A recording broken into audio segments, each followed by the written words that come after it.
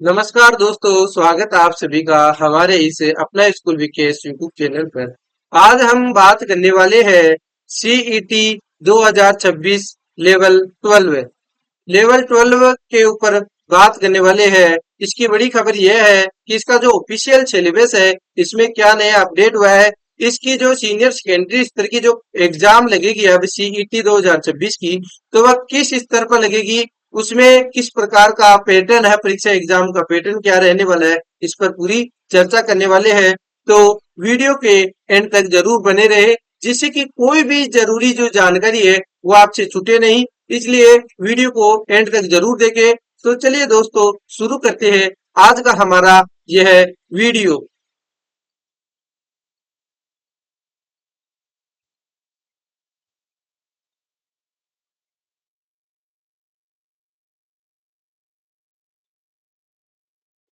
तो दोस्तों, शुरू करते हैं आज का यह अपना क्लास। तो जो कक्षा 12 है उनके लिए जो समान पात्रता परीक्षा सीईटी जिसे बोला जाता है, उसमें 2026 हेतु सरकार ने परीक्षा की स्कीम एवं पाठ्यक्रम है वो चेंज किया है। तो क्या अब चेंज हुआ है, क्या मैटर है, वह पूरी चर्चा करने वाले हैं। परीक्षा की स्कीम क्या है, उसमें क्या बदलाव हुआ है, इस पर अपन चर्चा करते हैं। तो इसमें अपन देख सकते हैं कि इसमें जो विषय विवरण है, ये जो विषय विवरण है आप देख सकते हैं। इसमें राजस्थान का इतिहास, राजस्थान की कला और संस्कृति है, भारत का भूगोल, राजस्थान का भूगोल है, राजस्थान के विशेष संदर्भ में भारतीय राजनीति व्यवस्था है, राजस्थान की अर्थव्यवस्था, दैनिक विज्ञान है, तार्किक विवेचन है एवं गणित संबंधित प्रश्न उत्तर आएंगे, समसामयिक घटनाएं आएंगी, जन स्वास्थ्य जो कि एक नया अपडेट सिलेबस आपके इसके अंतर्गत जोड़ा गया है, उसकी उसके प्रश्न उत्तर आने वाले अब की बार। और कंप्यूटर की सामान्य जानकारी से संबंधित प्रश्न उत्तर है, हिंदी और अंग्रेजी के प्रश्न उत्तर है। जो प्रश्नों की जो संख्या है, पहले जब सीईटी की एग्जाम लगी थी तो 150 प्रश्न थे, लेकिन अब की बार जो एग्जाम लग रही है लगेगी तो इसमें विशेष चेंज हुआ है, बदलाव हुआ है, जो कि आपको ध्यान रखना है। वह यह है कि इसमें टोटल 120% आएंगे और कुल 240 अंकों के होने वाले हैं। 120% आएंगे, 240 अंकों के रहने वाले हैं। तो प्रत्येक प्रश्न है जो कि 2 अंक का रहने वाला है। और जो समय सीमा है वह समय सीमा आपके पास 2.5 घंटे की रहने वाली है। और एक विशेष जो इसमें नया अपडेट हुआ है सीईटी में, वह यह है कि सभी प्रश्न जो बहुविकल्पीय होंगे तथा सभी प्रश्नों के अंक समान होंगे, ये आप सब जानते हैं। लेकिन इसमें जो चेंज बदलाव हुआ है वह यह है कि किसी प्रश्न के गलत उत्तर के लिए उस प्रश्न के पूर्णांक का 1/3 भाग नकारात्मक अंकन किया जाएगा, जो कि पिछली बार नहीं था सीईटी में, लेकिन अब की बार सरकार ने बदलाव कर दिया है इसमें। और इसमें नया अपडेट हुआ है कि एक नकारात्मक अंकन भी इसमें किया जाएगा, 1/3 नकारात्मक अंकन प्रश्नों में किया जाएगा। अब चलते हैं इसके पूरे सिलेबस को विस्तार पूर्वक समझने का प्रयास करते हैं कि इसमें क्या क्या टॉपिक रहने वाले हैं, कौन से विषय में कौन सा टॉपिक आने वाला है, उससे संबंधित अपन अब चर्चा करते हैं। तो चलिए चलते हैं आगे। तो पाठ्यक्रम विवरण के अंतर्गत सबसे पहले जो हमारा टॉपिक है वह है राजस्थान का इतिहास। राजस्थान के इतिहास की बात करें तो इसके अंतर्गत कौन कौन से प्रमुख जो चैप्टर है, जो अध्याय है, वह आपके सामने है। सबसे पहला है इसमें प्रमुख प्राचीन सभ्यताएं और पुरातात्विक स्थल। दूसरा है प्रमुख शासक और उनकी उपलब्धियां। तीसरा है 1857 का विद्रोह, किसान आंदोलन, जनजाति आंदोलन, प्रजामंडल आंदोलन और राजस्थान का एकीकरण। यह हमारा चौथा अध्याय है। और पांचवा जो अध्याय है वह है प्रमुख ऐतिहासिक व्यक्तित्व है। तो यह है जो कि राजस्थान के इतिहास से संबंधित जो प्रश्न उत्तर है वह इन्हीं टॉपिकों के अंतर्गत रहने वाले हैं। आगे चलते हैं। आगे हमारा पाठ्यक्रम में है राजस्थान की कला और संस्कृति। तो कला और संस्कृति के कौन कौन से टॉपिक है जो कि निर्धारित हुए हैं वह इस प्रकार है। पहला है स्थापत्य एवं चित्रकला। दूसरा है लोक संगीत, वाद्य यंत्र, नृत्य, नाटक। तीसरा है प्रमुख धार्मिक पंथ और लोक देवता, इनसे प्रश्न उत्तर आएंगे। अगला है सामाजिक जीवन। सामाजिक जीवन में है वेशभूषा, आभूषण, मेले, त्योहार, रीति रिवाज और परंपराएं। इनसे प्रश्न कराने वाले हैं। अगला है भाषा, बोलियां और साहित्य। इसके अगला है कला और संस्कृति के क्षेत्र में प्रमुख व्यक्तित्व है, यानी कि ऐसे कौन कौन से व्यक्तित्व है, कौन कौन से व्यक्ति हुए हैं जिन्होंने कला और संस्कृति के क्षेत्र में अपनी पहचान बनाई है, उससे संबंधित प्रश्न उत्तर आपको राजस्थान कला संस्कृति में देखने को मिलेंगे। आगे अपन चर्चा करते हैं कि राजस्थान का भूगोल। तो राजस्थान का भूगोल से पहले अपन देख लेते हैं भारत का भूगोल, कि भारत के भूगोल के अंतर्गत कौन कौन से टॉपिक है जो कि रहने वाले हैं। तो भारत के भूगोल से संबंधित 4 टॉपिक प्रमुख है। वह है, पहला है भारत के भौतिक स्वरूप, जिसमें है पर्वत, पठार, मरुस्थल एवं मैदान। दूसरा है प्रमुख नदियां, बांध, झीलें एवं सागर। जो तीसरा है वन्य जीव एवं अभ्यारण्य। और चौथा है आपदा प्रबंधन एवं जलवायु परिवर्तन। यह है भारत का भूगोल टॉपिक के अंतर्गत आपके आने वाले हैं। आगे अपन चलते हैं। तो अगला जो अपना टॉपिक वह है राजस्थान का भूगोल, कि राजस्थान के भूगोल के अंतर्गत कौन कौन से टॉपिक है जो कि निर्धारित हुए हैं, राजस्थान कर्मचारी चयन बोर्ड के द्वारा निर्धारित हुए हैं। तो वह है, पहला है राजस्थान के प्रमुख भौतिक स्वरूप। दूसरा टॉपिक है वह है जलवायु दशाएं। तीसरा है प्राकृतिक वनस्पति। फिर है प्रमुख मृदाएं। इसके अगला है नदियां, बांध एवं झीलें। फिर आ जाता है राजस्थान के प्राकृतिक संसाधन, जिनके अंतर्गत खनिज संपदा, वन संपदा, जल संसाधन से संबंधित प्रश्न उत्तर रहने वाले हैं। इसके आगे है पशु संपदा से संबंधित जो प्रश्न उत्तर है, राजस्थान में पशुओं से संबंधित प्रश्न उत्तर आएंगे। फिर अगला है वन्य जीव अभ्यारण्य एवं संरक्षण है। इसके अगला टॉपिक है वह जनसंख्या, वितरण, वृद्धि, घनत्व, साक्षरता और लिंगानुपात संबंधित प्रश्न उत्तर है।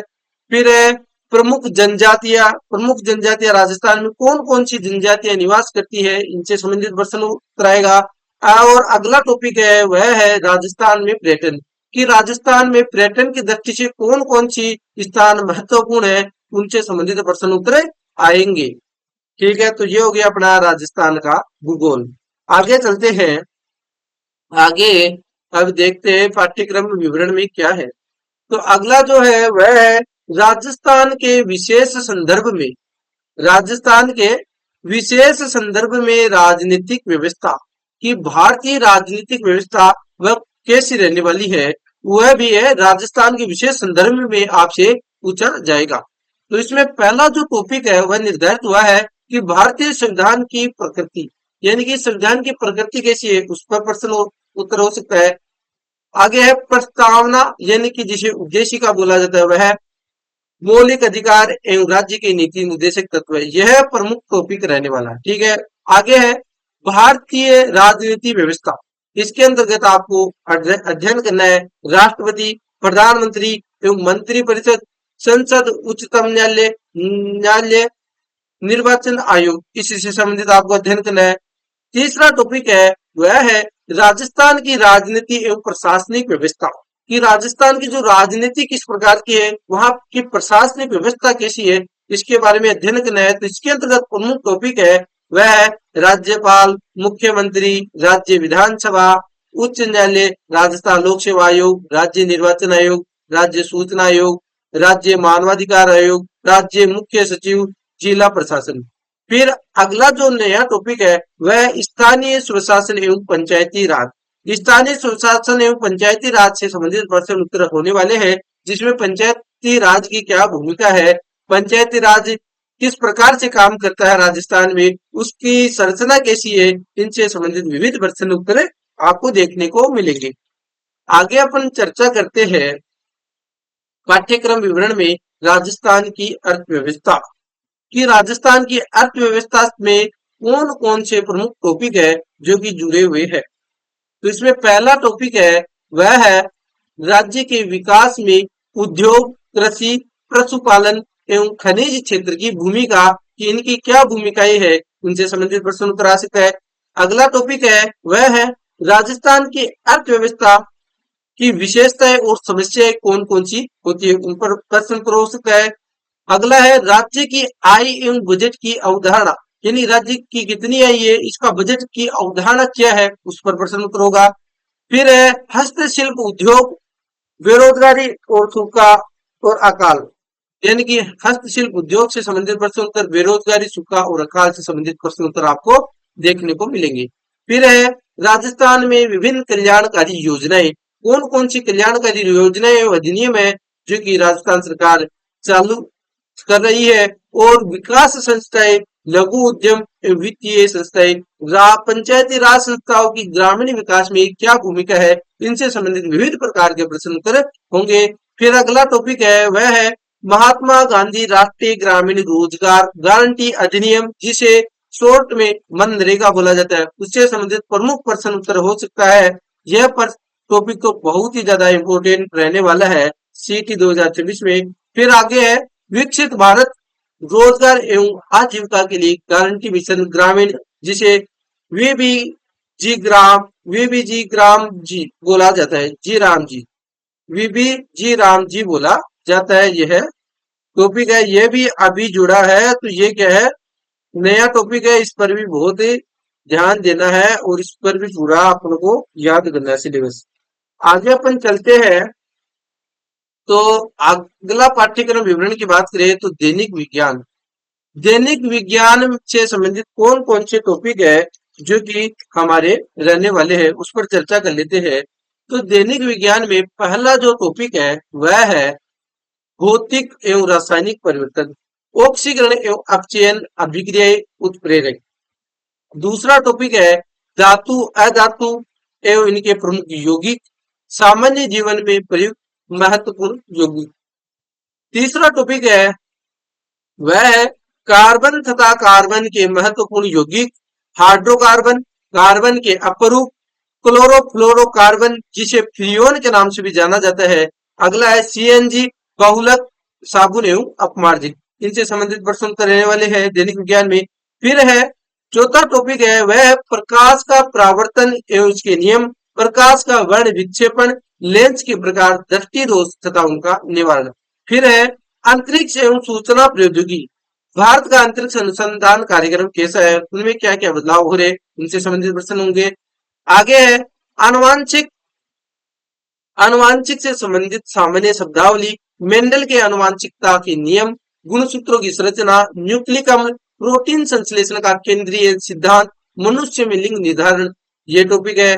फिर अगला है पर्यावरण से संबंधित टॉपिक है पर्यावरण अध्ययन, जिसमें अपन को अध्ययन करना है पारिस्थितिकी तंत्र की संरचना, पारिस्थितिक तंत्र के जैविक घटक, पारिस्थितिक तंत्र में ऊर्जा प्रवाह किसे होता है, जैव एवं भू रासायनिक चक्र क्या है। फिर अगला जो टॉपिक है वह है जैव प्रौद्योगिकी, जैव प्रौद्योगिकी के अंतर्गत हमें को जानकारी लेनी है, सामान्य जानकारी है, जिसके अंतर्गत जैव पेटेंट, नई पादप किस्मों का विकास, ट्रांसजेनिक जीव या पराजेनिक जीव। फिर आगे बात करते हैं वह है जंतुओं का आर्थिक महत्व और पादपों का आर्थिक महत्व।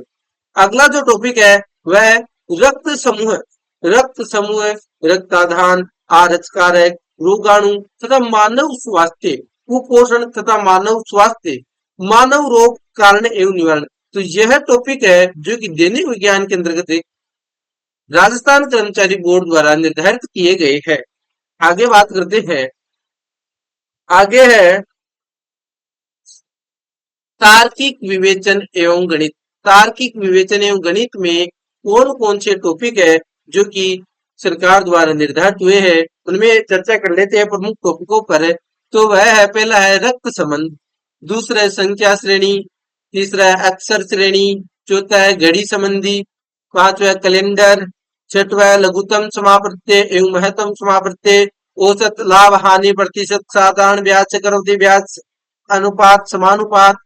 फिर है समय चाल दूरी, कार्य एवं समय। फिर है त्रिभुज वर्ग, दीर्घ वर्ग, आयत, गोले और बेलन का क्षेत्रफल। फिर है गोले, बेलन, घन और शंकु का आयतन संबंधित प्रश्न उत्तर होंगे। फिर है आंकड़ों का चित्रों द्वारा निरूपण, यानी कि इसमें आएगा आलेख, स्तंभ चित्र, वृत्त चित्र, रेखा आलेख आदि। फिर है कोड एवं और डिकोड संबंधी प्रश्न उत्तर आएंगे। बैठने की व्यवस्था संबंधी जो रीजनिंग के प्रश्न उत्तर है वो आने वाले हैं। मानसिक योग्यता और विश्लेषणात्मक योग्यता संबंधित रीजनिंग के प्रश्न उत्तर होने वाले हैं। तो यह था पाठ्यक्रम तार्किक विवेचन एवं गणित संबंधित। आगे अपन बात करते हैं तो वह है समसामयिक घटनाएं। समसामयिक घटनाएं किस स्तर की रहने वाली है, इस पर चर्चा करते हैं। तो वह है राजनीतिक, आर्थिक, सामाजिक, सांस्कृतिक, प्रौद्योगिकी, भौगोलिक, पारिस्थितिकी, खेलकूद आदि क्षेत्रों के राज्य एवं राष्ट्रीय स्तर की प्रमुख समसामयिक घटनाएं हैं, ये अपन को अध्ययन करना है। प्रसिद्ध व्यक्तित्व पर चर्चा करनी है। राजस्थान राज्य एवं राष्ट्रीय कार्यक्रम एवं नीतियों पर चर्चा करनी है। नागरिक कर्तव्य, कौन कौन से नागरिक कर्तव्य जैसे मौलिक मूल कर्तव्य और नैतिक मूल्य। फिर अगला टॉपिक है वह राजस्थान सार्वजनिक परीक्षा भर्ती में अनुचित साधनों की रोकथाम के अद्युपाय अधिनियम 2022 के मुख्य प्रावधान। ये नया टॉपिक जोड़ा गया है, इसके से संबंधित जो प्रश्न उत्तर है वो भी आ सकते हैं। ठीक है, आगे बात करते हैं जो सिलेबस में बहुत बड़ा एक अपडेट हुआ है वह है जन स्वास्थ्य। जन स्वास्थ्य संबंधित एक सिलेबस में बहुत बड़ा अपडेट हुआ है। इसमें क्या है कि 4 नए टॉपिक जुड़े हैं। पहला है प्राथमिक चिकित्सा की बुनियादी बातें, कार्डियोपल्मोनरी पुनर्जीवन, इनसे संबंधित प्रश्न उत्तर आएंगे। नशीले पदार्थों के दुरुपयोग के प्रकार और उनसे बचाव के उपाय। आगे है युवाओं की शारीरिक और मानसिक फिटनेस। चौथा टॉपिक है सोशल मीडिया की लत से संबंधित स्वास्थ्य जोखिम एवं निवारक उपाय। ये जो 4 टॉपिक है ये जन स्वास्थ्य मेजर पॉइंट के अंतर्गत रहने वाले हैं। आगे अपन बात करें तो अगला है कंप्यूटर की जानकारी। कंप्यूटर की जानकारी के अंतर्गत भी अपन को ज्ञान होना चाहिए, तो इसमें सिलेबस में जोड़ा गया है कंप्यूटर की विशेषताएं और उपयोग। मेमोरी जिसमें रैम, रोम, फाइल सिस्टम है। इनपुट और आउटपुट डिवाइस सहित कंप्यूटर का संगठन अपन को जानकारी लेना है। M S office, M S word, M S excel, spreadsheet, M S power point की जानकारी अपन को होनी चाहिए। यह है कंप्यूटर की जानकारी संबंधित पाठ्यक्रम। आगे चलते हैं वह है अब आ रहा है हिंदी का पाठ्यक्रम। सामान्य हिंदी के अंतर्गत कौन कौन से टॉपिक है जो अपन को याद करनी है, तो उन पर बात करते हैं। पहला है संज्ञा, सर्वनाम, विशेषण, अवयव, क्रिया, इस पर चर्चा करनी है। संधि और संधि विच्छेद अपन को आना चाहिए। सामासिक पदों की रचना और समास विग्रह है। उपसर्ग, प्रत्यय, पर्यायवाची शब्द है। विपरीतार्थक, अर्थात विलोम शब्द है। अनेकार्थक शब्द हो गया। शब्द युग्म हो गया। शब्द शुद्धि जिसमें अशुद्ध शब्दों का शुद्धिकरण करना। वाक्य शुद्धि जिसमें अशुद्ध वाक्यों का शुद्धिकरण करना। वाक्यांश के लिए एक सार्थक शब्द हो गया। मुहावरे और लोकोक्तियों संबंधित टॉपिक है। अंग्रेजी के पारिभाषिक तकनीकी शब्दों के समानार्थक हिंदी शब्द है। कार्यालय पत्रों से संबंधित ज्ञान जिनमें कार्यालय आदेश, परिपत्र, अधिसूचना, अर्धशासकीय पत्र, निविदा और प्रेस विज्ञप्ति, इनसे ये सभी टॉपिक है जो कि सामने हिंदी के अंतर्गत रहने वाले हैं। अब आगे चलते हैं। अगला जो अपना है वह इंग्लिश पाठ्यक्रम से संबंधित चर्चा है कि जनरल इंग्लिश सामान्य अंग्रेजी में कौन कौन से प्रमुख टॉपिक है जिनसे रिलेटेड प्रश्न उत्तर है जो कि एग्जाम में अपन को देखने को मिलेंगे। तो वह है पहला टॉपिक है टेंस, सीक्वेंस ऑफ टेंस से संबंधित प्रश्न आएंगे। वॉइस की बात करें तो active voice and passive voice रहने वाला है। नरेशन की बात करें तो डायरेक्ट एंड इनडायरेक्ट नरेशन है। फिर है use of article and determiners है। यूज ऑफ प्रीपोजिशंस, ये प्रीपोजिशन के प्रश्न कराने वाले। ट्रांसलेशन ऑफ सिंपल, ऑर्डिनरी या common sentence from the Hindi to English and vice versa. अगला है glossary of official technical terms with their Hindi version. फिर है synonyms, antonyms, one word substitution है। Comprehension of a given passage है। Knowledge of writing letters जिसमें official, demi letter, demi official और informal ये writing letters आने वाले हैं। तो ये जो टॉपिक थे वह जनरल इंग्लिश के अंतर्गत टॉपिक है जो पाठ्यक्रम है। आगे बात करते हैं विशेष निर्देशों की बात कर लेते हैं कि सरकार ने कौन कौन से, बोर्ड ने कौन कौन से विशेष निर्देशित किए हैं, निर्देश दिए हैं। तो विशेष निर्देशों में अपन चर्चा करते हैं तो बोर्ड द्वारा आयोजित की जाने वाली सभी वस्तुनिष्ठ परीक्षाओं में किसी प्रश्न का उत्तर नहीं दिए जाने के संबंध में अभ्यर्थी से पुष्टि करवाए जाने हेतु OMR उत्तर पत्रक में 5वां विकल्प के संबंध में निम्नलिखित विशेष निर्देश लागू किए गए हैं। तो विशेष निर्देश क्या है, उन पर भी चर्चा कर लेते हैं। पहला निर्देश सरकार ने दिया है कि प्रत्येक प्रश्न के 5वां विकल्प 5 विकल्प होंगे, यानी कि A, B, C, D और E, ये 5 विकल्प है जो कि अंकित रहते हैं।